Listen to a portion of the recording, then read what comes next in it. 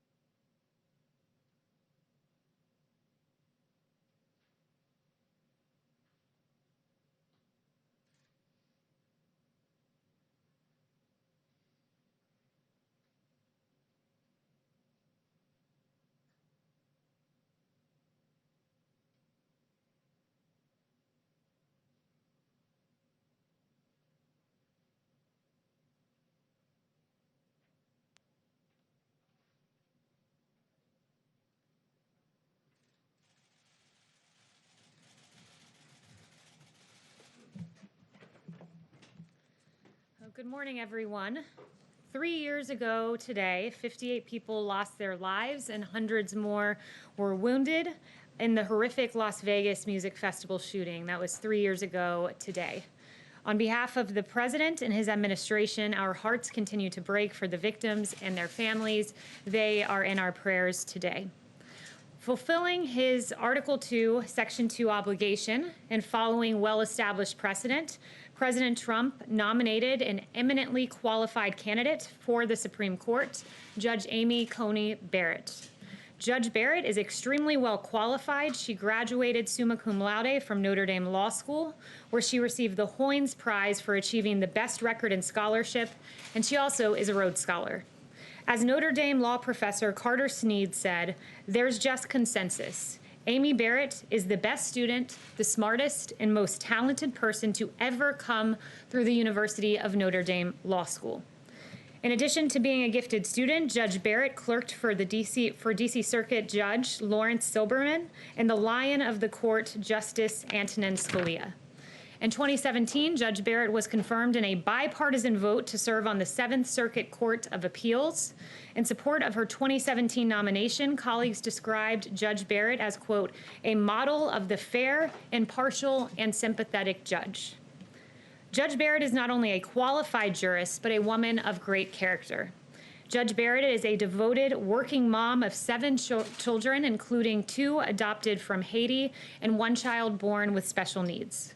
Judge Barrett is full of compassion and empathy, and she understands the needs of our nation's most vulnerable. Judge Barrett would become the first ever mother of school-aged children to serve on the Supreme Court of the United States.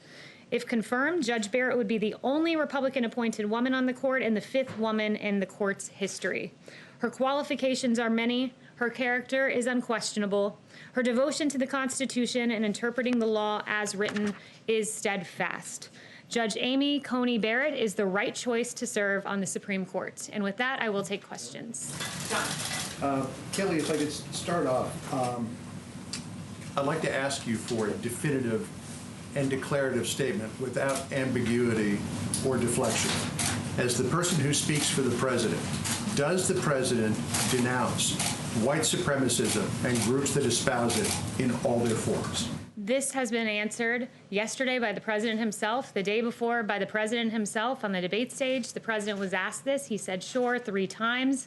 Yesterday, he was point blank asked, do you denounce white supremacy? And he said, I've always denounced any form of that. I can go back and read for you in August 2019, in one voice, our nation must condemn racism, bigotry, and white supremacy. In August of 2017, racism is evil, and those who cause violence in its name are criminals and thugs, including the KKK, neo-Nazis, white supremacists, and other hate groups. I have an entire list of these quotes that I can go through with you. He has condemned white supremacy more than any president in modern history. Just to clear it up this morning, can you, naming it, make a declarative statement that you denounce, that the President denounces it? I just did.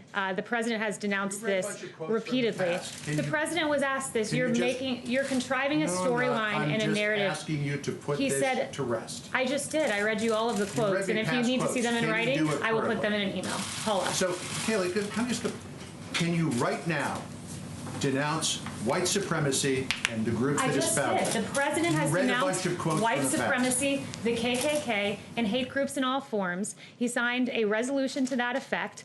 The President just last week, perhaps you all weren't covering it, but just last week expressed his desire to see the KKK prosecuted as domestic terrorists. This President had advocated for the death penalty for a white supremacist, the first federal execution in 17 years. His record on this is unmistakable, and it's shameful that the media refuses to cover it. Yes. Thank you. The FBI and the Department of Homeland Security say that racially motivated violent extremism is one of the deadliest threats that we face in the U.S. Does this White House agree with that assessment, and what is it doing to combat this threat?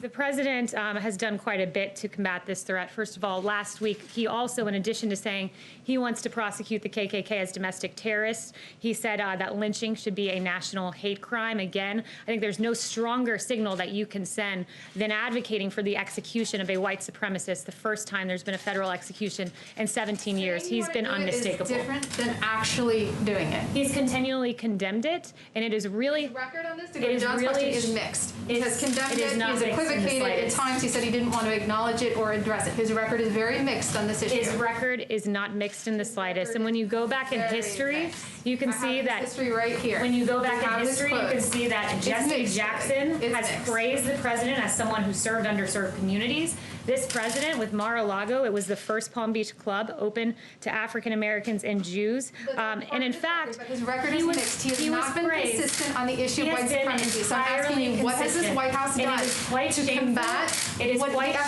shameful. says is Let one of me the speak, Paula. deadliest threats Paula, in this country? we're not having a debate on a cable news network. You're right now, you need to saying let that he me finish. condemns it. I have his record right here. It's You need mixed. to let me finish. His record It's is mixed. quite funny that the media goes haywire about interrupting in debates and then chooses to pursue that very same tactic themselves. This is a White House briefing. You ask a question and you give me time to answer. Yes. Kayleigh, the president said at the debate that Roe versus Wade was not on the ballot and that Judge Amy Coney Barrett's view was not known. She signed a newspaper ad in 2006 which called for, quote, an end to the barbaric legacy of Roe versus Wade. And the president has explicitly promised to support judges that overturn Roe. Was he downplaying her views on Tuesday night? And what do you say to the American public about whether Roe is on the ballot? The president has been clear that he would never ask a judge to prejudge a case. Judge Amy Coney Barrett has, on multiple occasions, said it is never appropriate for a judge to impose that judge's personal convictions, whether they derive from faith or anywhere else on the law. She said that she continues to stand and vehemently believe the core proposition that if there is ever a conflict between a judge's personal conviction and that judge's duty under the rule of law, it is never, ever permissible for that judge to follow their personal convictions in the decision of a case rather than what the law The requires. president expect her to overturn Roe. He has said he would only appoint judges The that overturn Roe. president would never ask a judge to prejudge a case. And what I would also say is we fully expect that the Ginsburg rule be followed throughout the course of these proceedings. It was then Senator Joe Biden who set the Ginsburg rule in saying that there are no questions on how Ginsburg will decide any specific cases that may come before her. And Justice Ruth Bader Ginsburg indeed applied that rule throughout the course of her hearing on the First Amendment religion Say clause that her and various views are not other known, issues. if they are Yes. very clear. Will the president commit to participating in the next debate before the commission changes the rules? First, with regard to the commission rule changes, the president made clear his view on that yesterday, that he thinks the only way there's a fair debate is change in the moderator and a change in the Democrat nominee. He wants to debate. He plans on being at the debate, but he wants the rules to be fair and wants a fair exchange and doesn't want rules that cover for a certain candidate's inability to perform well. Thank you, Kayleigh. Can you explain why it's appropriate for the president to be holding rallies this weekend in two areas that this White House has declared to be red zones in Wisconsin? Yeah, so the president believes that people have a First Amendment right to political speech.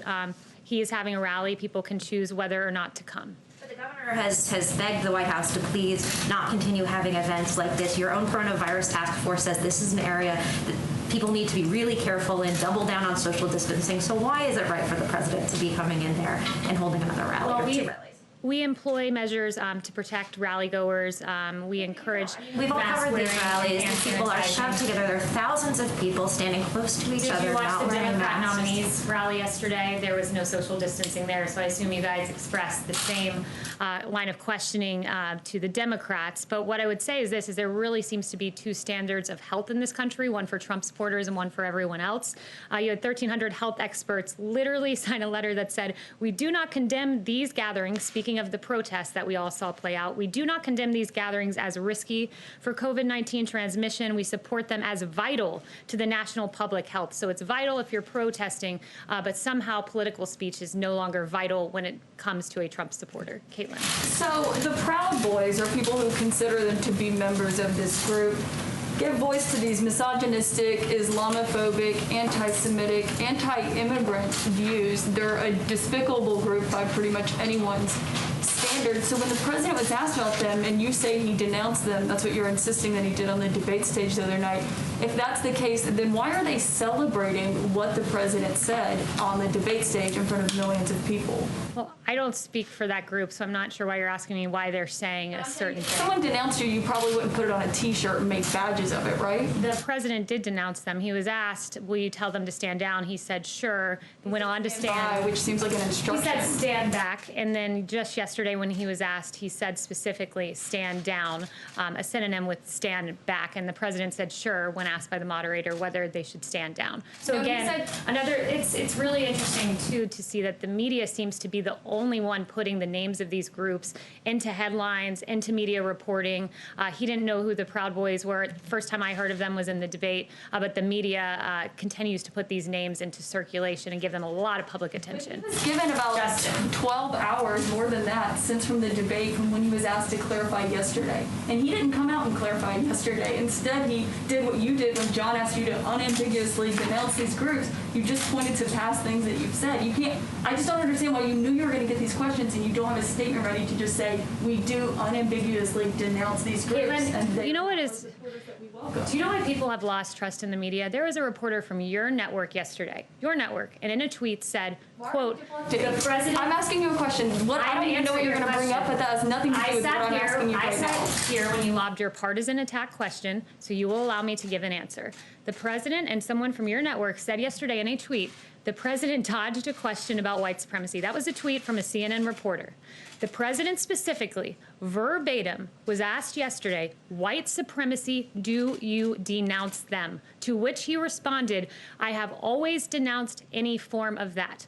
Those are the facts. And CNN, I know that truth is of no moment to your network, but those are the facts. They're not the facts. Why are Republicans are calling on the president to be more forceful? His own party. Thanks, Kayleigh. I had a question about unemployment, but I first wanted to clean up something from your opening. You said Judge Barrett was a Rhodes Scholar. I'm not sure that that's true. That's what I have written She here. attended Rhodes College. She was Attended not a Rhodes College, so my bad. Very different thing. Yes. All right. Anyway, within the last week, around 50,000 workers, Disney, United, American Airlines have all lost their jobs. There's negotiations going up on Capitol Hill, but there seems to be a division between Treasury Secretary Mnuchin, who has expressed some willingness and ability to work with Speaker Pelosi, and Chief of Staff Meadows, who is widely reported to be against sort of moving forward with this deal, was up on the Hill speaking with Senator McConnell yesterday, but not involved in the actual talks. At this point, isn't it time for the president, especially considering the tight calendar before the election, to step in himself and have these conversations? And this came up at the debate the other night. If not now, when for the president to get involved? Yeah, so, first I would say Nancy Pelosi is not being serious. If she becomes serious, then we can have a discussion here. But Lowered her offer by trillions of dollars. We raised our offer, but when you lower your offer $2.2 trillion and you ask for direct payments to illegal immigrants and you ask for certain deportation forgivenesses in your offer, it's not a serious offer. What we are talking about here is relief for the American people, for American citizens, not direct payments to illegal immigrants. We raised our offer to $1.6 trillion. Among that was $250 billion for state and local. The $250 billion for state and local is the estimated loss because of COVID. And also there was $150 billion for schools, $50 billion above what Nancy Pelosi asked for. It is a good proposal, but it's one that she is not interested in. And you have one more question? Well, I was just going to follow up whenever you're... Yeah, no, go ahead. If immigration is a stumbling block and this deal's not going to get done because of that, Chief Meadows in the past had said that you guys were looking at unilateral executive actions on airline aid. Specifically, we're seeing massive layoffs in that sector right now. He'd also said that there might be other things available for the millions of other Americans who are facing joblessness right now. But are any of those things going to happen?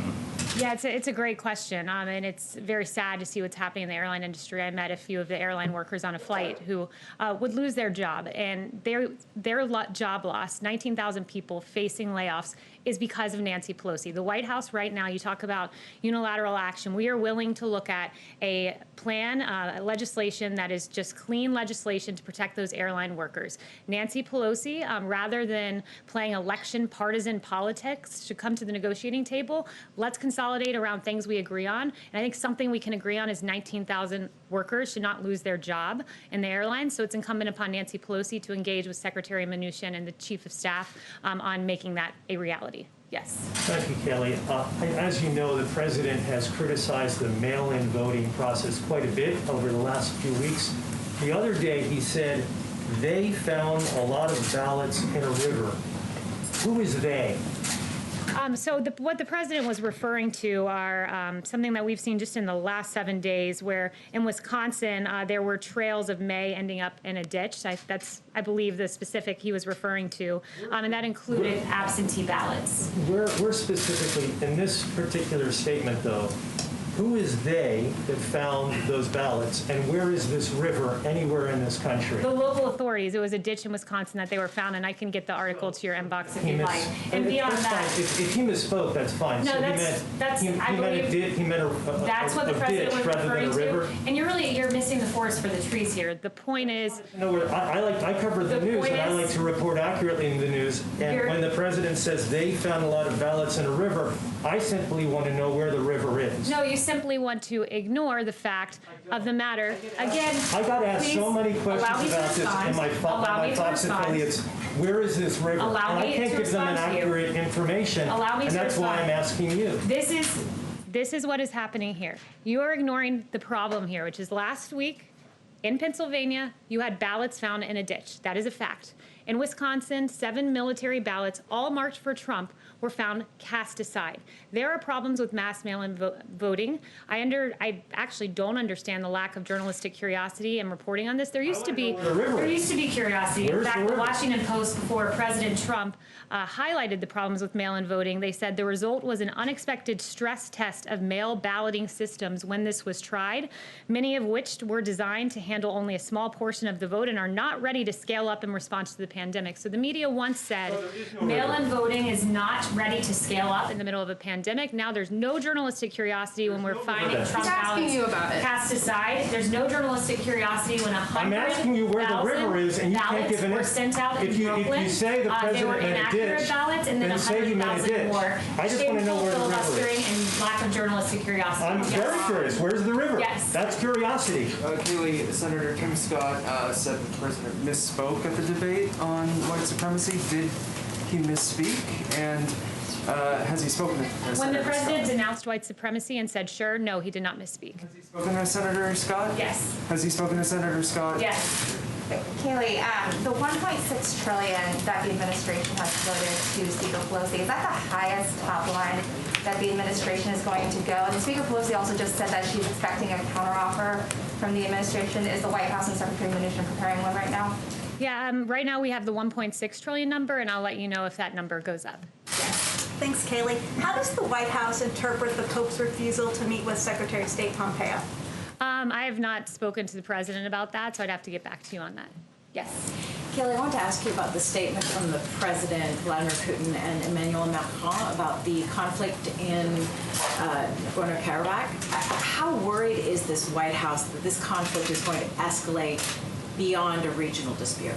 Yeah, sorry, back up 1 second. What was the top of your question there? It was about what we just signed?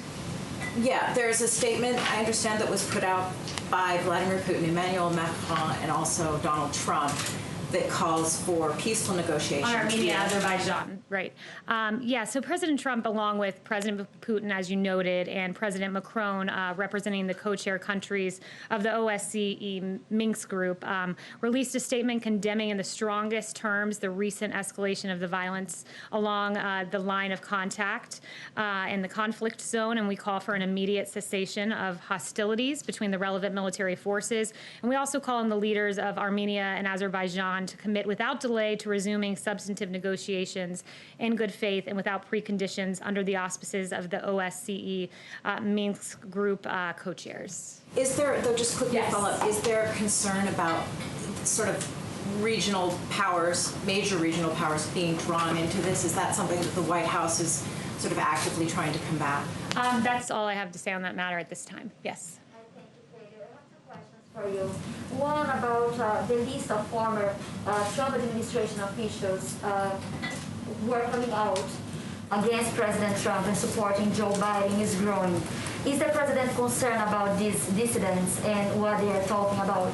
No, we're not concerned. The people who have come out are people who don't have personal interactions with the president, and they're peddling things that are falsehoods to advance their careers. And I have a question about the Latin vote. What is President Trump's strategy to convince the Latino voters beyond the Cubans and Catholics to vote for him? What is the importance of the Latino vote for him?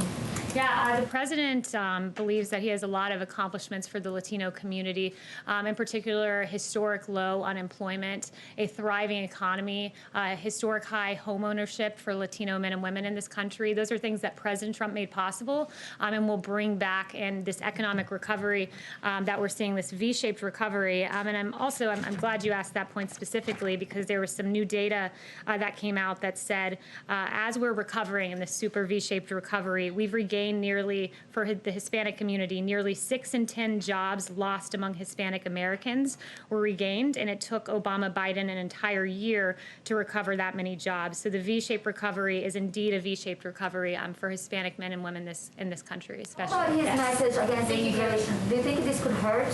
For what? On immigration. The president believes that the Latino population very much wants a lawful immigration system, and also we believe his law and order message is resonating and very important as voters want to be secure in their homes and secure in their streets. Yes. Thank you, Kayleigh. The president recently unveiled his Platinum Plan, which is geared toward the Black community.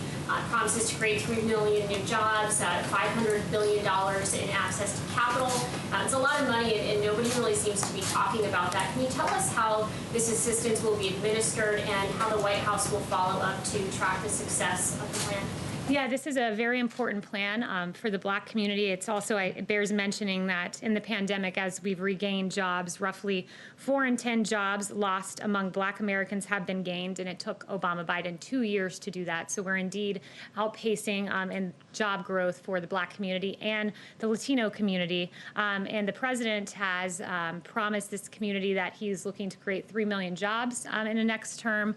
He wants to create 500,000 new Black-owned businesses, increase access to capital in Black communities, almost $500 billion. He's done that with opportunity zones, and it's estimated that about 1 million people will be lifted out of poverty and given opportunity because of this, among another number of items, I should say, in the plan, where he wants to prosecute the KKK as domestic terrorists and make lynching a federal crime. Again, all of that lost upon the media as they misreport, take out of context, ignore the verbatim words of this president when he denounced white supremacy yesterday, when he denounced it at the debate, when he's denounced it more than any other president in modern history.